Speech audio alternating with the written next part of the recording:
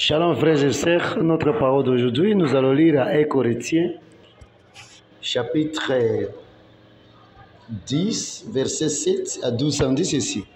Ne devez pas idolâtrer comme quelques-uns d'eux, selon qu'il a été écrit. Les peuples s'assit pour manger et boire, puis ils se levèrent pour se divertir. Ne vous livrez point à l'épudicité, comme quelques-uns d'eux s'y livrèrent, de sorte qu'il tomba avec 3000 à ce jour. N'étant pas le Seigneur comme les tentateurs, quelques-uns d'eux qui périrent par les serpents. Ne murmurez point comme murmurent quelques-uns d'eux qui périrent par l'exterminateur. Les choses leur sont arrivées pour servir d'exemple et elles ont été écrites pour notre instruction, à nous qui sommes parvenus à la fin des siècles. Et si donc que celui qui croit être debout prenne garde à détomber. Mes frères et sœurs, partout où vous retrouvez Shalom, nous sommes très remplis de joie pour vous prêcher la bonne nouvelle, la parole de la vérité, la parole qui change notre histoire. Notre thème d'aujourd'hui, c'est « Ne soyez pas idolâtres et ne murmurez pas ». C'est ça notre thème que nous avons développé avec vous. C'est moi, par la grâce de Dieu. Mes frères et sœurs, si nous voyons l'écrivain, c'est vrai Paul qui parle ici pour les Corinthiens. Il y a un message qui est en train de donner aux Corinthiens. Le même message, c'est quoi? Ne devez pas idolâtrer, comme quelques-uns d'eux, selon qu'il a été écrit. Les peuples s'assit pour manger et boire, puis ils se levèrent pour se divertir.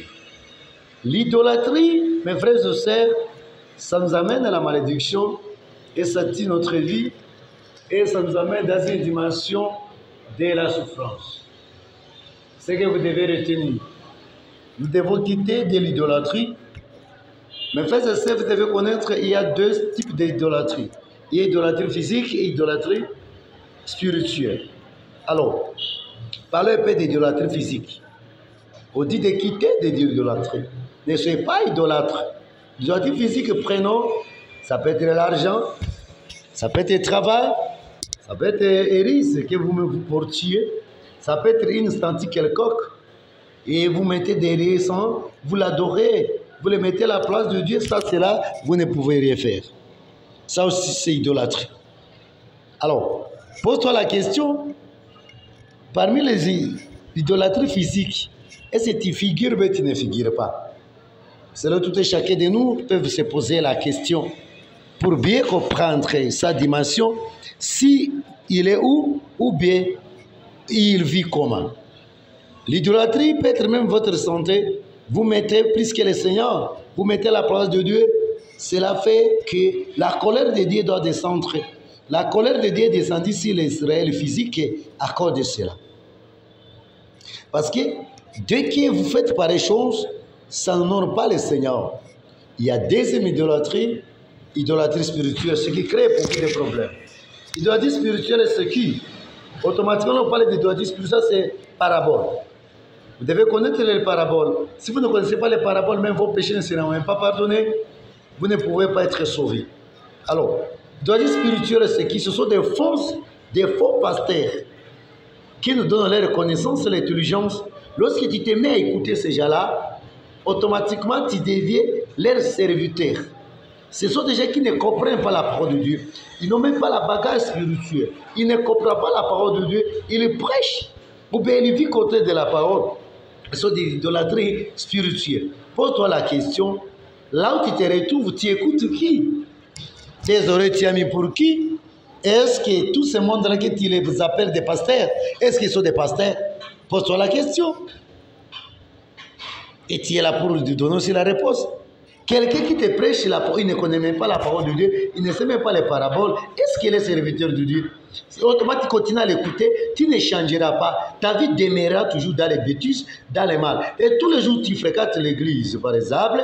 Mais comment tu ne changes pas? Parce que tu écoutes des idoles qui n'ont pas la parole. Les reconnaissances, leur intelligence vient de 100 ans. Ça soit même les prophètes, des faux prophètes, sont des idoles aussi. Parce qu'ils prient. Tout ce qu'ils donnent comme la prophétie dans ta vie vient de Satan. C'est ça un grand problème. Pose-toi la question, toi qui s'appelles pasteur, est-ce que tu n'es pas idole spirituel? Est-ce que tu comprends la Bible? Est-ce que tu connais pourquoi Jésus a parlé des paraboles? Est-ce que tu connais ça? Est-ce que tu connais pourquoi Jésus, plusieurs fois, il a utilisé les paraboles? Tu n'as même pas le temps d'expliquer même les paraboles. Automatiquement, tu es idole. Alors nous devons nous convertir pour te quitter de cet effet néfaste.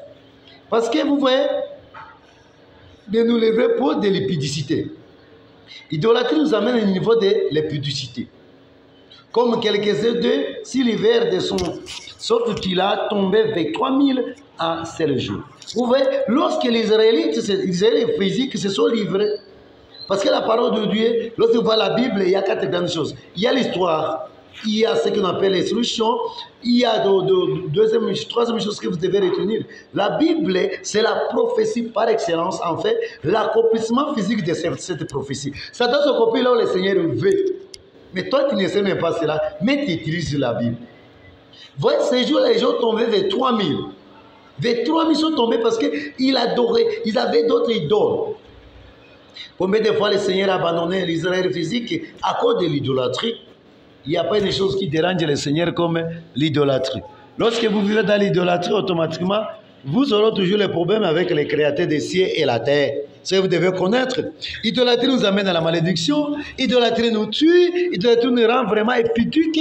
L'idolâtrie nous sépare de Dieu. La puissance de Dieu ne sera pas dans votre vie. Pose-toi la question, est-ce que toi et moi, voyez nos familles, là nous sommes sortis, est-ce qu'on n'adore pas? Est-ce que toi, tu n'es pas là pour écouter des faux serviteurs, des faux pasteurs, des faux prédicateurs, des faux prophètes? Automatiquement, tu es aussi idole. Tu es là, tes oreilles et pour eux comme la nourriture.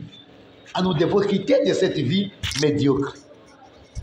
Mes frères et sœurs, on dit, ne tâtons pas, ne tâtez point le Seigneur, comme les tâtateurs, quelques-uns d'eux, qui périrent par les serpents.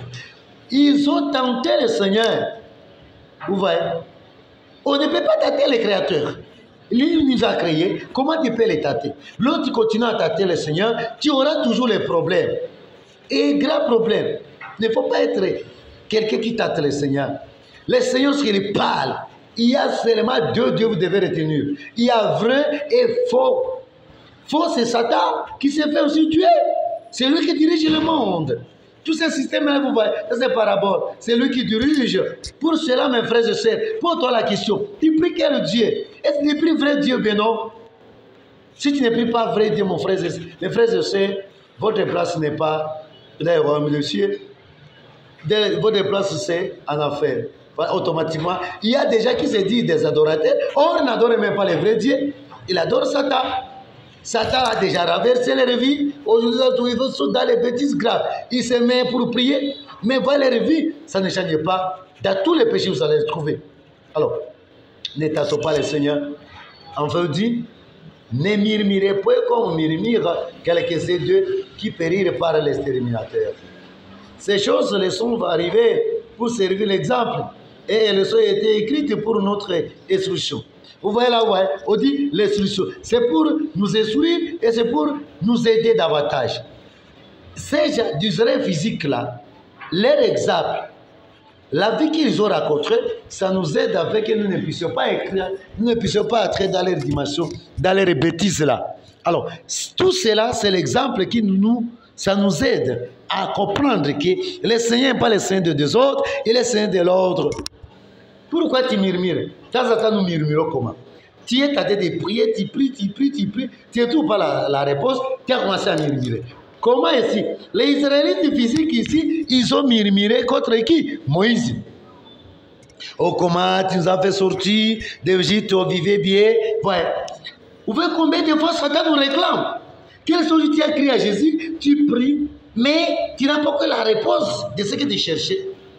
Aujourd'hui, on s'est mis à vrai serviteur de Dieu. Ah, le Seigneur ne disait pas. Si Dieu disait, automatiquement, mes frères et sœurs, tu auras des problèmes sérieux. Même les serpents peuvent te piquer.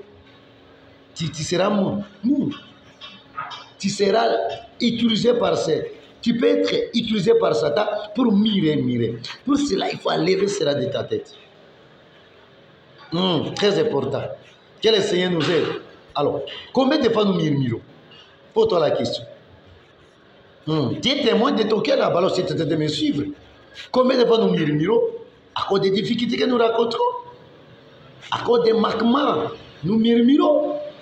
Il y a telle chose, nous prions, pas de solution, nous murmurons. Nous devons quitter des murmures. Dès aujourd'hui, quitter des murmures pour ne pas être dans les pièges du Seigneur, pour ne pas être frappé par le Seigneur, pour ne pas être dans les fléaux de l'éternel, parce qu'il a le pouvoir. Nous sommes qui devant le Seigneur? Nous sommes comme des poussières. Comment tu te vois grave devant l'éternel? Tu n'as même pas de sens. Croyez à lui, venez à lui, tu sois gravé de cette parole. On a dit, cela arrivé pour nous aider, nous qui sommes à second avènement, nous devons croire à ce Jésus-Christ. Et si donc c'est lui qui croit, être debout, prenez garde de ne tomber. Lorsque tu es debout, tu continues à prier jusqu'à présent. Mes frères et sœurs, ne soyez pas orgueilleux. Faites beaucoup d'attention pour ne pas tomber, pour ne pas revenir encore derrière.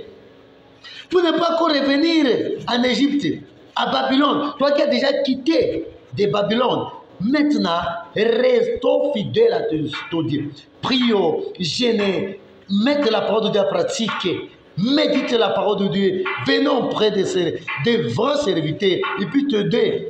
Pas des idoles qui ne peuvent pas nous aider. Alors, c'est pour ça que nous devons retenir, nous devons laisser l'idolâtrie. Il y a des types d'idolâtrie, idolâtrie spirituelle, idolâtrie physique. L'idolâtrie physique, nous connaissons bien, ce sont des objets que nous mettons à la place de Dieu. Ça peut être le travail, la santé, ta femme, tout ça, tu as mis à la place de Dieu et statut que tu l'adores. Nous devons se servir ça. Deuxième idolâtrie, ce sont des faux serviteurs qui ne s'aiment pas la parole de Dieu. Ce sont des idoles spirituelles. Nous ne devons pas même, nous ne devons pas les écouter. C'est très important afin de quitter des murmures. Tout cela, ça nous aide pour quitter de tout ce que nous faisons côté de la parole de Dieu. Qu'elle est trop bénie, c'est votre humble serviteur, apôtre Justin. Qu'elle est trop bénisse partout où vous êtes. Nous allons prier. Père, je te glorifie parce que tu voulais que nous puissions partager ces mois avec tes peuples. Béni soit-il notre Dieu parce que tu es roi, tu es le tout-puissant. Alléluia. Béni tes enfants qui viennent d'écouter la parole. Qu'ils mettent cette parole en pratique, qu'ils vivent cette parole. Que ces mois soient un mois de bénédiction, de changement de fréquence sur tous les plans. Guérir les malades, chasse les démons, détruire et qu'elle endurcit au nom de Jésus-Christ. Les gens qui sont dans la mer, qui puissent quitter de la mer pour être dans le grenier. Jésus, j'ai prié ici parce que tu es Dieu, c'est mon prière au nom de Jésus-Christ. Amen. Abonnez-vous massivement, c'est votre simple serviteur, apôtre Justin. Que les trop bénisse.